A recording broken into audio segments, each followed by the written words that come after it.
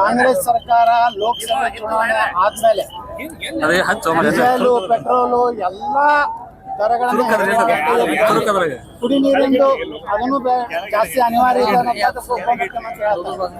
ಅಂದ್ರೆ ಅವರು ಗ್ಯಾರಂಟಿ ಕೊಟ್ಬಿಟ್ರೆ ಎಲ್ಲಾ ಲೋಕಸಭೆ ಗೆಲ್ತಾರಂತ ಜನರಿಗೆ ಆಶೆ ಆಮಿಷ ಕೊಟ್ಬಿಟ್ರೆ ಆಯ್ತು ಅನ್ನೋಂತ ಒಂದು ಪ್ರಯೋಗ ದೇಶದಲ್ಲಿ ಕರ್ನಾಟಕದಲ್ಲಿ ಮಾಡಿದ್ರು. ಅದು ತೆಲಂಗಾಣದಲ್ಲೂ ಸಹ ಯಶಸ್ವಿಯಾಗಿತ್ತು. ಆದ್ರೆ ಅದೇ ಪ್ರಯೋಗವನ್ನು ಇಡೀ ದೇಶದ ಮೇಲೆ ಮಾಡಬೇಕು. ರಾಹುಲ್ ಗಾಂಧಿ ಕಟಾಕಟ್ ಅಂತ ಹೇಳಿ ತಿಂಗಳಿಗೆ 8,500 ರೂಪಾಯಿ ಹಾಕ್ಯಾರ. ಅದಕ್ಕೆ ಈಗ ಎಲ್ಲ ಟ್ಯಾಕ್ಸ್ ಹೆಚ್ಚು ಮಾಡಿದ್ರೆ ಇದು ಸುಮಾರು ಒಂದು ತಿಂಗಳಿಗೆ 15,000 ಕೋಟಿ ರೂಪಾಯಿ ಕಲೆಕ್ಷನ್ ಆಗ್ತದೆ. ಇವತ್ತು ಗ್ಯಾರಂಟಿಗಳಿಗೆ ಒಂದು 10,000 ರಿಂದ 11,000 ಕೋಟಿ ರೂಪಾಯಿ ಬೇಕು. ಇದನ್ನ ಅಲ್ಲಿ ಹಾಕೊಂಡು ಒಂದು ಕಡೆ ಹೊರೆ ಮಾಡ್ತಾರೆ. ಯಾರು ಬಡವ್ರ ಮನ್ಯಾಗೂ ಒಂದು ಮೋಟರ್ ಸೈಕಲ್ ಐತಿ, ಯಾಕಂದ್ರೆ ದುಡಿಲಿಕ್ಕೆ ಹೋಗ್ಬೇಕಾದ್ರೆ ಇವತ್ತು ಗೌಂಡಿ ಮಾಡೋನ್ ಮನ್ಯಾಗೂ ಒಂದು ಸಣ್ಣ ವಾಹನ ಐತಿ, ಯಾಕಂದ್ರೆ ಅವ್ನು 4-5 ಮಂದಿನ ಕರ್ಕೊಂಡವ ತನ್ನ ತೆಗೆದ ಕೆಲ್ಸಕ್ಕೆ ಹೋಗ್ತಾನೆ. ಆದ್ರೆ ಇವತ್ತು ಸರ್ಕಾರ ಏನು ಒಂದು ಕಡೆ ಕೊಟ್ಟಂಗೆ ಮಾಡಿ ಇನ್ನೊಂದು ಕಡೆ ಟ್ಯಾಕ್ಸ್ ಮೂಲಕ ಈಗ ನೋಡ್ರಿ, ಮೊದಲ 2 ರೂಪಾಯಿ 30 ಪೈಸೆ ಆಯ್ತು ಒಂದು ಯೂನಿಟಿಗೆ, ಇವತ್ತು 7 ರೂಪಾಯಿ ಆಗೈತಿ. ಎಲ್ಲಿನೂ ಸಹ ಇವರು ಫ್ರೀಯಾಗಿ ಕೊಡುವಂಥದ್ದು ಯಾವುದೇ ಯೋಜನೆ ಸಕ್ಸಸ್ ಆಗಿಲ್ಲ. ಅದಕ್ಕೆ ನಾವು ಸರ್ಕಾರಕ್ಕೆ ಆಗ್ರಹ ಮಾಡ್ತೀವಿ, ದಿನದಿಂದ ದಿನ ಬೆಲೆ ಏನು ಏರ್ಸ್ತಾ ಇದ್ರಿ ಎಲ್ಲ ವಾಪಸ್ ತಗೋರಿ.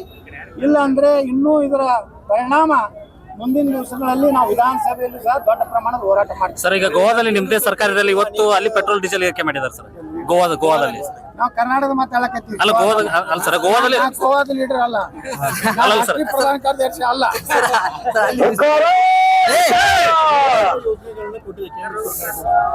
ಕಾಂಗ್ರೆಸ್ ಸರ್ಕಾರಕ್ಕೆ ಈ ರಾಜ್ಯವನ್ನು ಮಾಡಿರುವಂತ ಕಾಂಗ್ರೆಸ್ ಸರ್ಕಾರಕ್ಕೆ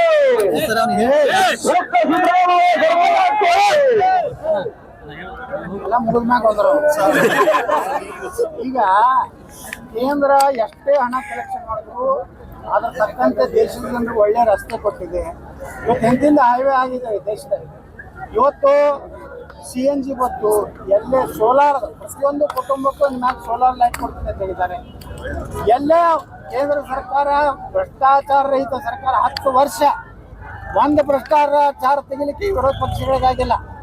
ಇವರು ತಮ್ಮ ತಾಕತ್ತಿದ್ರೆ ನರೇಂದ್ರ ಮೋದಿ ಮ್ಯಾಗ 1 ರೂಪಾಯಿ ಭ್ರಷ್ಟಾಚಾರ ಅದು ತೆಗಿಲಿಕ್ಕಾಗಿಲ್ಲ. ನಾವು ಏನೇ ಇದ್ರು ಏನೇ ಇದು ತೈಲ ಬೆಲೆ ಬಗ್ಗೆ ಹೇಳಿದ್ರು. ತೈಲ ಬೆಲೆ ಅಂತಾರಾಷ್ಟ್ರೀಯ ಮಾರುಕಟ್ಟೆಯಲ್ಲಿ ಏರುವುದು ಇಳಿದಿರ್ತದೆ. ಅದು ಕಂಪ್ನಿಗಳಿಗೆ ಅಧಿಕಾರ ನಾವು ಕೊಟ್ಟಿವಿ. ಕಡಿಮೆ ಆದಾಗ ಕಡಿಮೆ ಮಾಡ್ತಾರೆ, ಹೆಚ್ಚಾದಾಗ ಹೆಚ್ಚು ಮಾಡ್ತಾರೆ. ಅದ್ರದ್ದು ಡೈರೆಕ್ಟ್ ಸೆಂಟ್ರಲ್ ಗೌರ್ಮೆಂಟ್ ಪೆಟ್ರೋಲ್ ಇವತ್ತಿಲ್ಲ. ಅದಕ್ಕೆ ಕೇಂದ್ರ ಸರ್ಕಾರ ಹೇಳ್ತೀವಿ, ಯಾವಾಗ ವಿಶ್ವದಲ್ಲಿ ಕ್ರೂಡ್ ಆಯಿಲ್ ಬೆಲೆ ಹೆಚ್ಚಾಗ್ತದೆ ಅವಾಗ ರೇಟ್ ಏರಿಸಿರ್ತಾರೆ, ಬೆಲೆ ಕಡಿಮೆ ಆಗ್ತಂದ್ರೆ ಅದಕ್ಕೆ ಬೆಳೀತದೆ. ಸರ್, ಈಗ ಸೂರಜ್ ರೇವಣ್ಣ ಒಂದು ಪ್ರಕರಣ ಹೊರಗಡೆ ಬಂದಿದೆ ಸರ್, ಸಲಿಂಗಕಾಮ ಪ್ರಕರಣ.